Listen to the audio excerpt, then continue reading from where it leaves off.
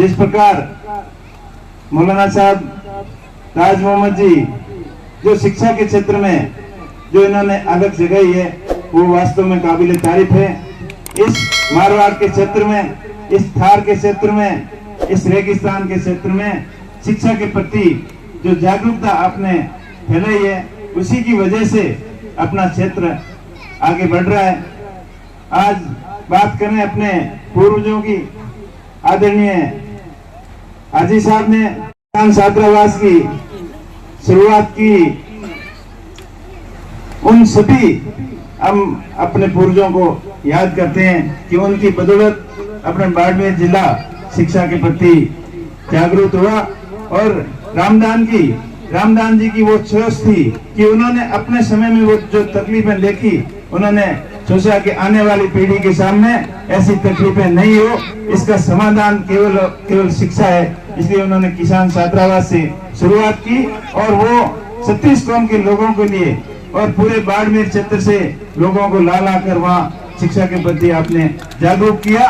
उनकी जागरूकता की बदौलत ही आज हम इस स्टेज तक पहुंचे हैं। और हम आशा करते हैं कि यहाँ पहुंचकर कोई संतोष करने वाली बात नहीं है।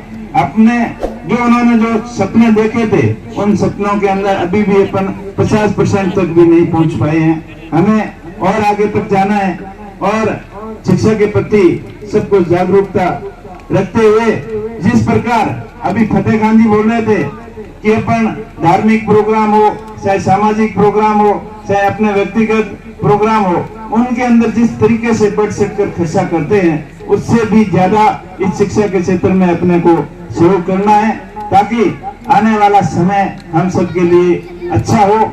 इस शिक्षक संस्थान से जो तालीम हासिल करके जो आप लोगों ने जो शिक्षा के क्षेत्र में, सरकारी नौकरी के क्षेत्र में हो, चाहे अपने व्यापार के क्षेत्र में हो, चाहे अन्य क्षेत्र के अंदर आपने जो प्रगति हासिल की है, आज इस शिक्षण संस्थान द्वारा आपका मान सम्मान और आभार व्यक्त किया गया। तो आप सभी हमेशा इस शिक्षण संस्थान को कभी भूले नहीं। और आपने जो 1 महीने का जो सैलरी इस शिक्षण संस्थान को समर्पित की है, ये वास्तव में काबिल तारीफ है। और आने वाले समय में इस शिक्षण संस्थान में पढ़ने वाले बच्चों के लिए आप हमेशा आदर्श रहोगे और आपकी इन्हीं जो आप सोच हैं उनका आने वाली पीढ़ी भी अनुकरण करेगी। और ये शिक्षण संस्था दिन दुगनी रात चौगुनी प्रोग्रेस करे। इसी के साथ साथ अभी शिक्षा के क्षेत्र में सामाजिक सुधारों के बारे में बहुत सारी बातें हो गई, बहुत सारा टाइम निकल गया।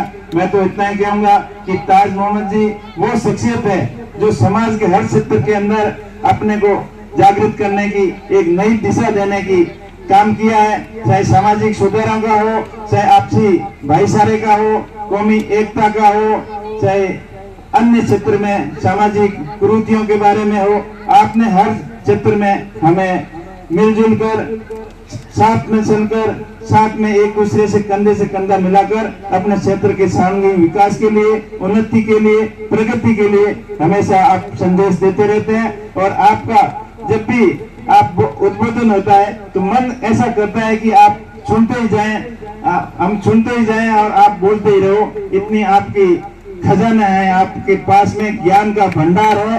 और इसी प्रकार आप समाज को नई दिशा देते रहें, हम सबको मार्गदर्शित करते रहें और अपना क्षेत्र हर दिशा के अंदर आगे बढ़े। और हमें अपने और पराये की पहचान करते हुए अपने आदमी का हमेशा समर्थन देना है और उन लोगों को भी याद करना है, उनको अपने दिल में रखना है कि जो लोग अपने स्वार्थ के लिए क्या क्या कर देते हैं, अपने साथ में बीती हुई उन घटनाओं को भी भूल जाते हैं और अपने स्वार्थ के लिए अनगलत जो बयानबाजी करते हैं, उनको भी, उन लोगों से भी आपको सावधान रहना है। और समाज और नई दिशा के अंदर आगे कैसे बढ़े, धार्मिक क्षेत्र से, चाहे सामाजिक आपसी तालमेल से, क्योंकि कोई भी धर्म, कोई भी मजहब आपसी लड़ना, आपसी भिड़ना कभी नहीं सिखाता। सभी धर्म, सभी मजहब में एक ही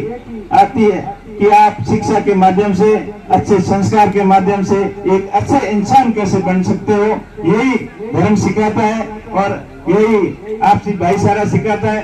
तो अपना भाईचारा हमेशा ऐसे ही चलता रहे। थार के क्षेत्र की पहचान रही है, अपना सदियों से एक दूसरे के भाई की तरह आपस में मिल के रहे हैं। आज जो सिंध की बात करें तो आज आजादी से पहले लोग यहाँ सिंध तक जाते थे और यहाँ सिंध से आगे हज करने के लिए भी पैदल लोग जाते थे। तो लोग कितने मजबूत थे, उन्होंने कितने तकलीफें देखी, इतने तकलीफ देखते हुए अपने आप को अस्तित्व कायम रखा और अपने पूर्वजों का जो योगदान था, जो मेहनत थी, उनको अपन हमेशा याद रखें और आने वाला समय सबके लिए अच्छा कैसे हो, इसके लिए संगठित रहें, एक रहें, नेक रहें और अपने पैराई की पहचान करते हुए अपने क्षेत्र के सर्वांगीण विकास के बारे में हमेशा चिंतन करते रहें, मनन करते रहें।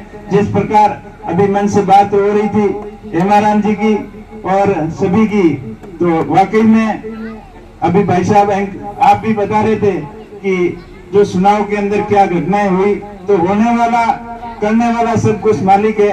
और जब जनता की आवाज एक निकलती है ना, उस आवाज को कोई दबा नहीं पाता और जनता की आवाज वो निकलती है जो दिल के अंदर सच्चाई होती है। भ्रमित लोग कर देते हैं लेकिन ज्यादा दिन तक नहीं कर पाते। इसी प्रकार अभी कांग्रेस पार्टी के कुशल नेतृत्व की वापसी पूरे देश के अंदर हो रही है। पिछली बार तो थोड़ी सी चूक हो गई, चुनाव रिजल्ट के बाद में सबने चिंतन किया, मंथन किया कि ऐसा पता होता तो और थोड़ी जोर लगाते और सेंटर के अंदर अपनी सरकार बन जाती। लेकिन जो हुआ आगे आने वाला समय अच्छा कैसे हो, उसके लिए एक विचार के साथ में, अच्छी सोच के साथ में हम सब आगे बढ़े। आप सभी का बहुत बहुत आभार, धन्यवाद, शुक्रिया।